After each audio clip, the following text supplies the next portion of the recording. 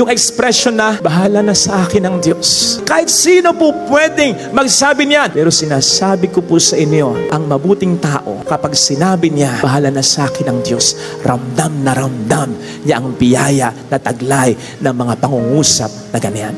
Ang sabi natin sa Ingles, you cannot put a good man down. Why? You just cannot put God down. Sapagkat ang bawat mabuting tao, kinakampihan ng Diyos yan. Pwedeng may mga pagsubok, pero ipaparamdam ng Diyos, hindi kailanman siya magkukulang. Kapatid, sigurado ang iyong panalo. Huwag kang mapapagod, magpakabuting tao. And once that happens, makikita mo ang mga bagay-bagay sa buhay mo. Hindi na sa area ng positibo o negatibo.